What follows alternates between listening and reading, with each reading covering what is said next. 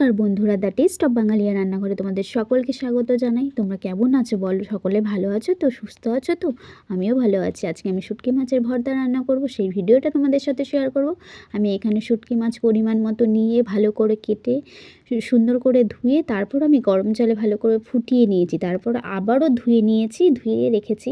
তারপর 6-7খানা রসুন কোয়া, 4-5টা কাঁচা লঙ্কা, সামান্য আদা, জিরের গুঁড়ো, ধনের গুঁড়ো আমি রেডি করে রেখেছি। মশলাটা করে নেব।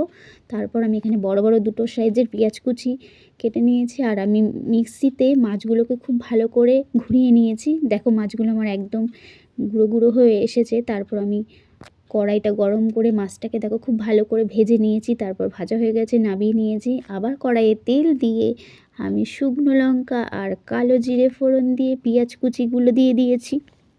পেঁয়াজ কুচিটা দেখো আমার খুব ভালো করে ভাজা ভাজা করে নেব। আমার পেঁয়াজ কুচিটা ভাজা হয়ে গেছে। তারপর আমি মশলাটা রেডি রেখেছিলাম, মশলাটা আমি দিয়ে দিয়েছি কড়াইয়ে। তারপর সামান্য পরিমাণে স্বাদ মতো নুন দিয়ে দেব, আর সামান্য একটু লঙ্কার গুঁড়ো দেব, আর একটু সামান্য হলুদ গুঁড়ো দেবো। তারপর একটু কাশ্মীরি লঙ্কার গুঁড়ো দেবো রঙের জন্য, দেখতে খুব ভালো লাগে।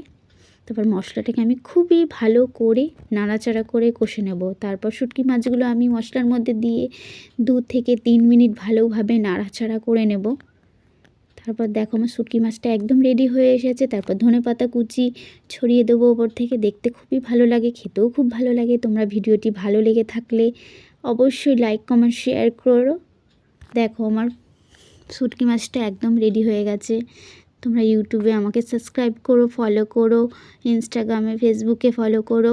আর ভালো লাগলে অবশ্যই লাইক করো, আর পাশে থেকো সব সময়। আমিও তোমাদের পাশে সব সময় থাকবো।